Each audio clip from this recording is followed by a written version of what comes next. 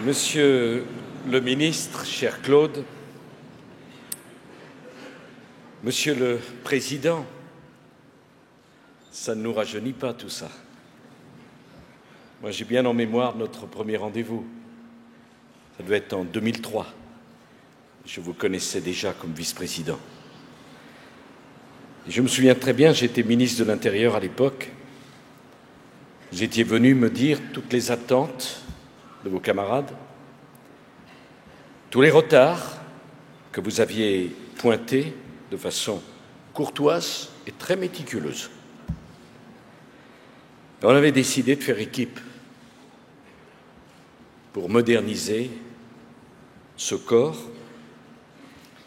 qui se sentait bien souvent pas assez respecté et pas assez considéré. On me prévenait d'ailleurs que, de tradition, les congrès des sapeurs-pompiers, c'était pas facile.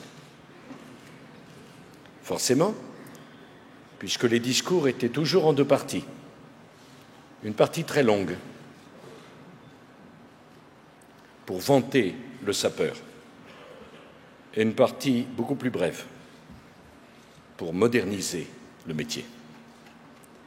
Et ensemble, nous avons décidé de changer cet état de fait. Je voulais dire ces quelques mots au préfet Vignon pour lui dire toute ma reconnaissance et dire devant vos camarades que cet homme, pendant 8 ans, n'a eu qu'une seule pensée, vous défendre, vous représenter et obtenir ce qu'il a toujours pensé qui était votre dû. Je crois que vous pouvez lui dire vos remerciements, parce que peu d'hommes auront autant fait que les cardinaux.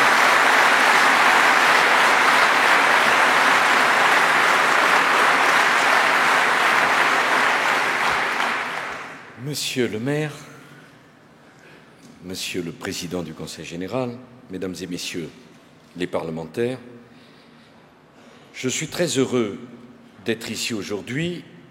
Au fond, c'est la 6e fois que je réponds à votre invitation. La seconde en tant que président de la République, mais c'est toujours avec le même plaisir et la même fierté que je viens à la rencontre des sapeurs-pompiers. Par ma présence ici à vos côtés, je veux vous dire l'estime que les Français vous portent et la reconnaissance que la nation vous doit. Il existe des héros du hasard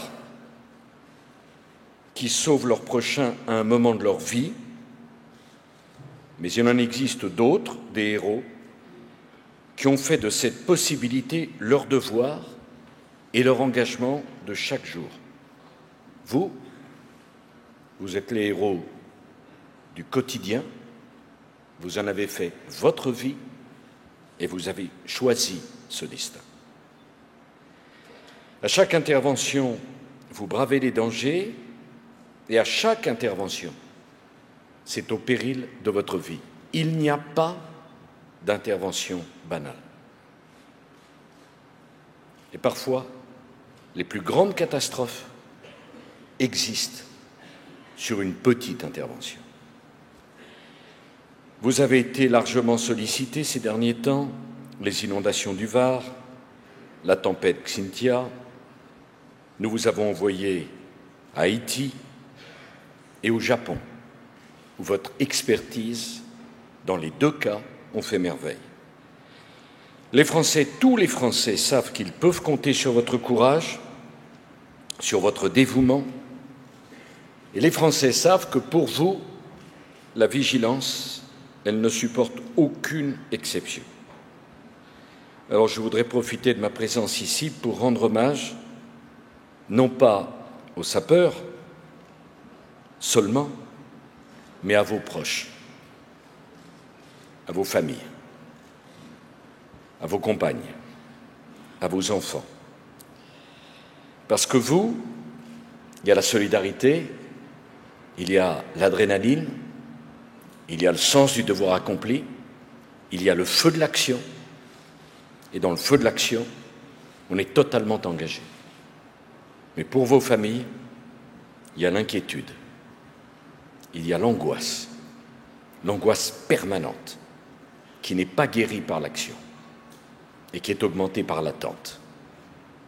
Je voudrais dire à vos femmes, à vos enfants, à vos compagnons, je voudrais vous dire, la reconnaissance de la nation, nous vous la devons aussi à vous, car aucun sapeur ne pourrait faire ce qu'il fait s'il ne sentait pas sa famille inconditionnellement derrière lui. Eh bien, je voudrais vous dédier ce congrès. À vous, qui ne portez pas l'uniforme, mais qui connaissez si bien la vie des sapeurs. Cette année, vous avez payé un lourd tribut, puisque 14 de vos camarades sont décédés en service depuis votre dernier congrès. Je demande aux Français de bien réfléchir à cela. Quelle profession peut se dire qu'à la fin de l'année, de façon certaine, tant des leurs ne seront plus ou termineront dans un hôpital? Tous les métiers ne se valent pas. Tous les métiers ne portent pas la même notion et la même compréhension du risque. Et s'il est des métiers plus dangereux et plus exposés que les autres, il est normal que la solidarité nationale s'exprime davantage auprès de ceux qui risquent plus qu'à l'attention de ceux qui risquent moins. On ne retire rien à ceux qui risquent moins, on reconnaît simplement ceux qui risquent plus. La République, ce n'est pas tout le monde traité de la même façon, c'est chacun en fonction de ses mérites, de son métier, de son engagement. 14. Et je pense tout particulièrement, je le dis aux élus de la Loire-Atlantique, aux 2 sapeurs-pompiers qui ont péri en luttant contre un feu industriel en décembre dernier dans ce département. Je m'incline devant leur mémoire et je veux redire à leur famille notre affection et notre solidarité. Vous savez, moi j'ai beaucoup aimé être ministre de l'Intérieur. C'est sans doute de toutes les responsabilités que j'ai exercées, celle où j'ai découvert au plus près la réalité de la détresse humaine et en même temps de la grandeur humaine. Mais je n'oublierai pas ces innombrables cérémonies où j'ai dû accompagner la famille d'un sapeur-pompier, d'un policier ou d'un gendarme à sa dernière demeure. Et je voudrais vous dire une chose. Jamais je n'ai fait ces cérémonies comme si je devais faire mon travail. Chaque fois, je me suis dit, et si c'était ma propre famille? Et je veux que vous le sachiez. Je sais bien qu'au moment où il y a un drame, il y a de la colère. Et chacun de se demander, est-ce qu'ils sont sincères, ceux qui nous ont envoyés? Je pense aux soldats, je pense aux policiers, aux gendarmes et à vous. Je mesure bien la responsabilité ultime qui est la mienne. Mais dans les moments les plus forts de ma longue vie politique, celle de la communion et du partage, au moment où il faut accompagner quelqu'un à sa dernière demeure parce qu'il a fait son devoir jusqu'au bout, c'est quelque chose qui compte beaucoup et qui compte dans toutes les décisions que j'ai été amené à prendre à l'endroit des sapeurs-pompiers. Vous êtes une profession qui reçoit 20 millions d'appels chaque année dans un pays de 65 millions d'habitants. Vous êtes une profession qui intervient toutes les 7 secondes. Le monde entier envie notre modèle de sécurité civile, cher Président. Ce modèle, c'est vous qui en assurez la réussite aux côtés des préfets et des élus, dont le rôle est indispensable. En mars dernier, lorsque j'ai inauguré l'École nationale supérieure des officiers de sapeurs-pompiers à Aix-en-Provence, souvenez-vous, un fameux combat, j'ai rappelé mon engagement à renforcer les deux principes qui font la force de notre sécurité civile. Le premier, c'est le don de soi. Le don de soi, ce n'est pas une valeur démodée. Et il m'a semblé nécessaire de consolider et de préserver le volontariat, qui est la pierre angulaire de notre système de secours. Sans volontariat, il n'y a plus de système de secours. Et la loi dont vous avez parlé, du 20 juillet 2011, de mon ami Pierre Morel, l'huissier, que je veux remercier et saluer à nouveau. Cette loi donne enfin un statut et un cadre juridique à l'engagement des sapeurs-pompiers volontaires.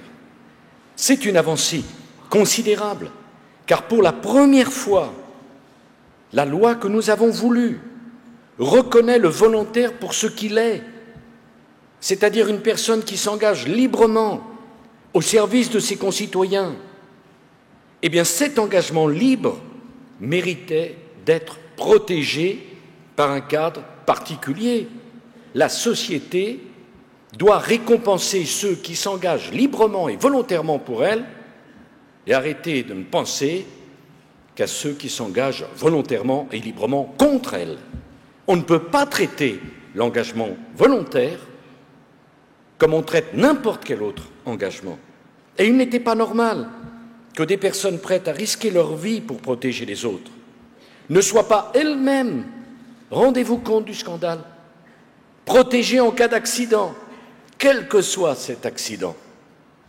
Alors on se livre, on se donne, on se porte au secours des autres, mais si l'accident est pour soi, on n'en est pas protégé.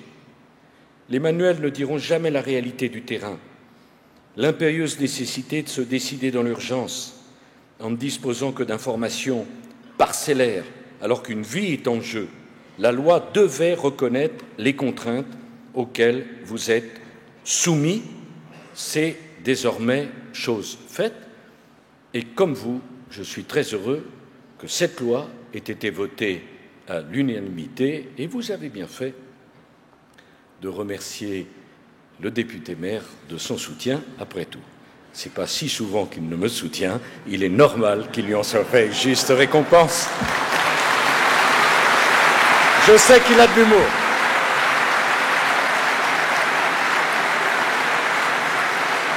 Et d'ailleurs, je le dis aux élus qui sont ici, notre démocratie doit devenir plus mature. Il est tant de sujets qui ne devraient pas appartenir au conflit traditionnel de la gauche ou de la droite, de l'opposition et de la majorité. C'est en quelque sorte faire insulte à ceux à qui nous parlons, que de les diviser en autant de tranches, comme s'il y avait les pompiers de gauche ou les pompiers de droite. Il y a les pompiers qui sont les pompiers de la nation et qui doivent être soutenus par la nation rassemblée tout entière. Voilà un sujet qui doit transcender les clivages politiques. Et il y en a d'autres. Et qui irait penser qu'on perd ses convictions parce qu'on a le courage et la force de faire un bout de chemin ensemble? Moi, je crois que bien au contraire, on renforce ses convictions quand on a le courage et la force de faire un bout de chemin ensemble. C'est les faibles qui ne tendent jamais la main aux autres. C'est les fragiles qui ne reconnaissent jamais que celui de l'autre côté peut avoir raison. Et je suis très heureux que cette unanimité se soit faite autour des sapeurs-pompiers.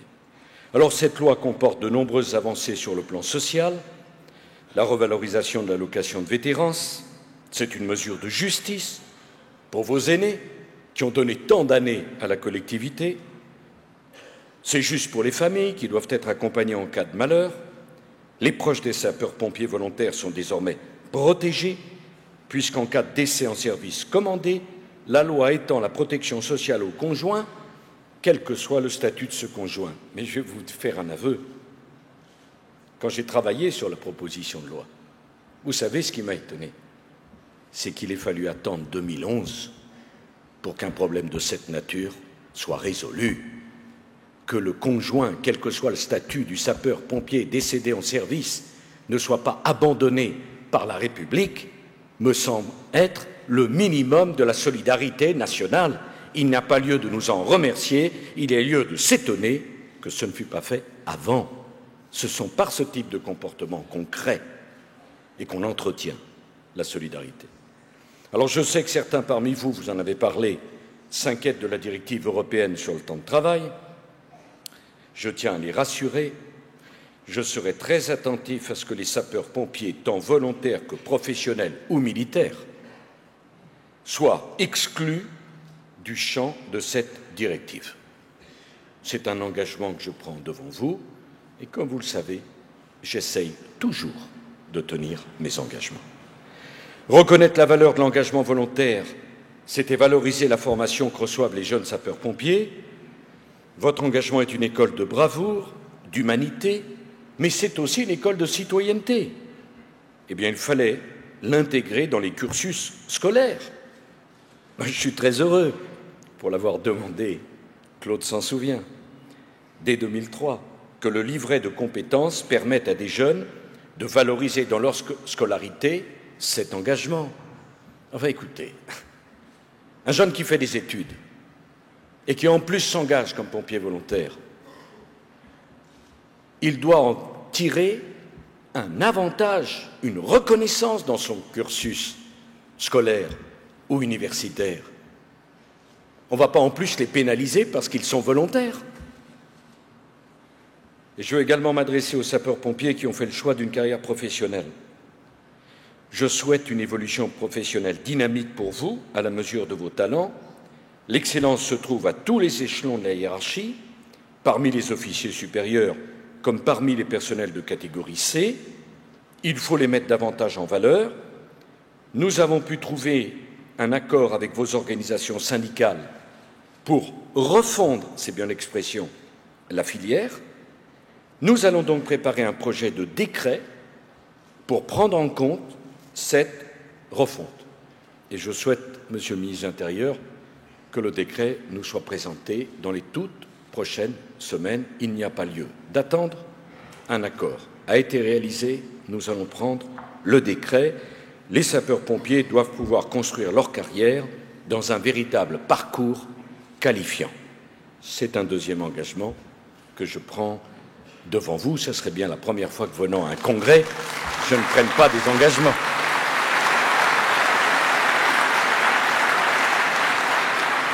Alors, le deuxième atout de notre modèle de sécurité civile, c'est son organisation. Dieu sait, Richard, qu'on en a parlé. Et Dieu sait que c'était compliqué. La sécurité civile dispose d'outils remarquables en matière de décision, de commandement et d'information. Leur usage s'impose naturellement lorsqu'une crise surgit. Il était urgent, en tout cas du point de vue du ministre comme du mien, qu'une direction générale vienne conforter un cadre reconnu de tous. Depuis le 7 septembre dernier, la Direction générale de la sécurité civile et de la gestion des crises est devenue une réalité. Je remercie Claude Guéant d'avoir conduit cette réforme avec autant de célérité. Il est vrai qu'il est peu d'hommes qui connaissent toutes les directions du ministère de l'Intérieur comme Claude Guéant, en qui, vous savez, j'ai une grande confiance et pour qui je porte une grande amitié. Cette direction va clarifier la chaîne d'intervention en donnant au ministère de l'Intérieur la capacité de gérer les crises à la demande du Premier ministre. Notre réponse sera plus réactive et mieux programmée. Cette direction générale doit également organiser la cohérence de nos différents centres opérationnels, qu'ils relèvent de l'échelon départemental, zonal ou national. La France disposera ainsi, mesdames et messieurs, d'un système intégré unique au monde. Unique au monde. Je me souviens de ma stupéfaction qu'en devenant ministre de l'Intérieur en 2002, je découvris que les systèmes de communication n'étaient pas les mêmes entre police, gendarmes et pompiers, et que même pour partie, ils étaient incompatibles. Bon. Mais je pourrais également citer des exemples de SDIS, dont j'ai momentanément oublié la localisation,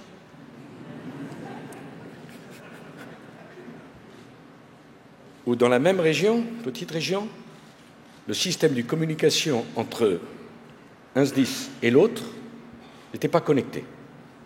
Comme si les feux s'arrêtaient aux frontières départementales. Enfin, la nouvelle direction générale comporte une direction qui vous est spécialement consacrée, qui sera votre interlocuteur pour tous les aspects réglementaires qui concernent vos carrières et le cadre de votre action quotidienne, mais également votre formation. Elle est également chargée d'animer le réseau des associations qui contribuent à la sécurité civile. Notre ambition, c'est de faire de l'École nationale supérieure des officiers de sapeurs-pompiers une institution de référence au niveau européen.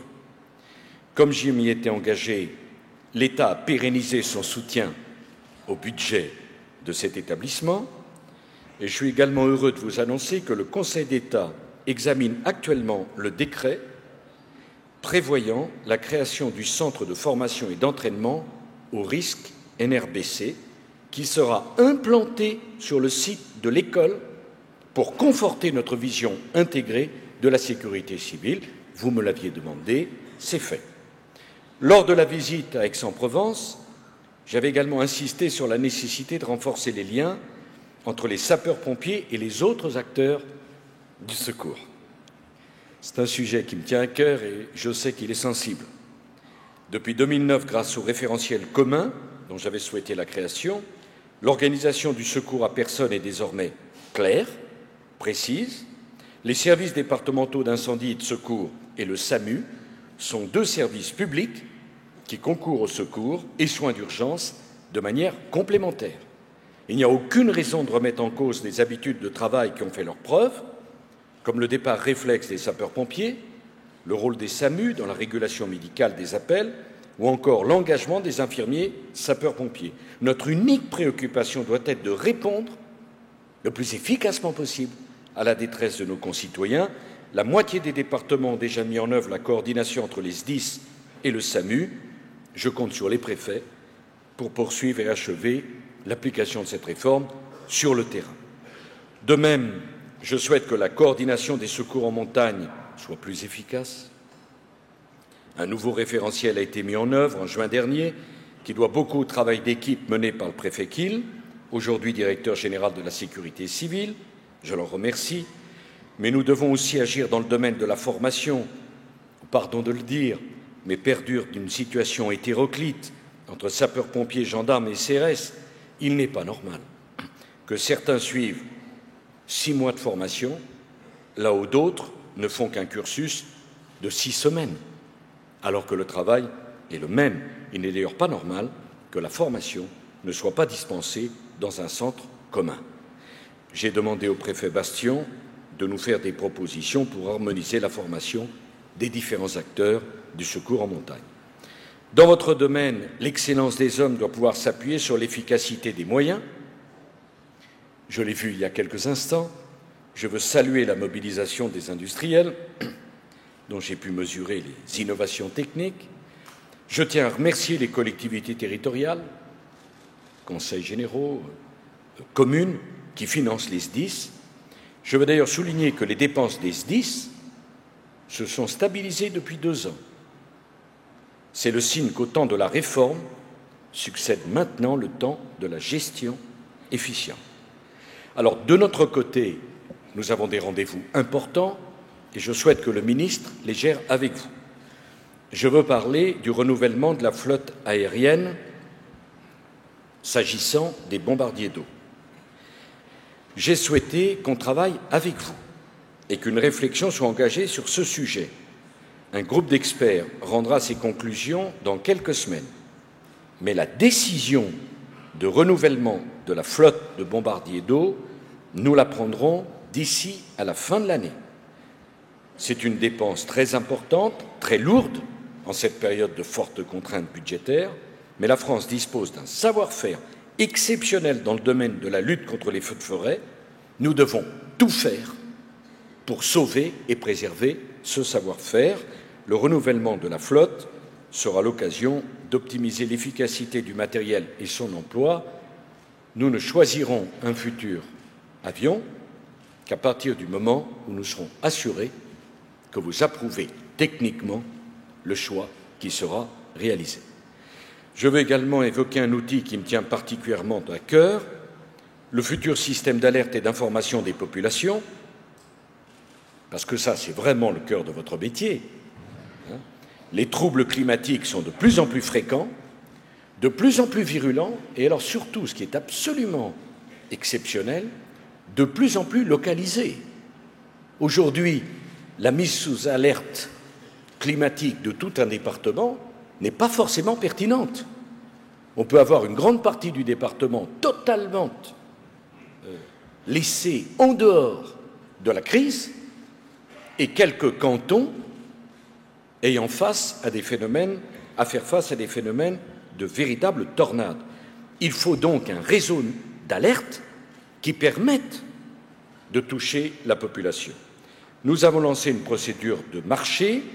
Il nous faut un nouvel outil opérationnel pour avertir les populations par la diffusion d'une alerte transmise, bien sûr par des sirènes, mais également par des messages diffusés à la radio, à la télévision et sur les téléphones portables. Il y a quelque chose que je n'arrive pas à comprendre. Quand on a un téléphone portable, parfois on ne demande rien. Tout d'un coup, ça sonne et on vous annonce une nouvelle qui, par ailleurs, vous laisse totalement indifférent. On se demande d'ailleurs pourquoi on vous dérange avec ça. Non.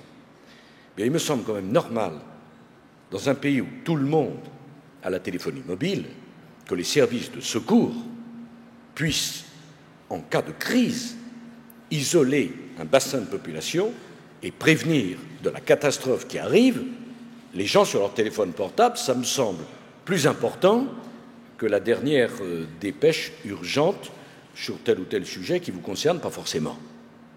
Donc, je crois que c'est rien, parce que les sapeurs-pompiers, que vous risquiez votre vie pour des catastrophes qu'on ne pouvait pas éviter, c'est votre devoir. Mais que vous risquiez votre vie pour aller chercher des gens qu'on aurait parfaitement pu prévenir et éviter que vous alliez les chercher, ça c'est le devoir de la société de mettre en œuvre ce système. Et Monsieur le ministre de l'Intérieur, vraiment, je compte beaucoup là-dessus, parce qu'on est resté parfois au temps du Moyen-Âge, où on passe quelqu'un avec un haut-parleur. Vous pensez qu'en pleine nuit, sous des trompes d'eau, c'est très efficace. Vous voyez, Monsieur le maire, je travaille décidément pour le confort des maires.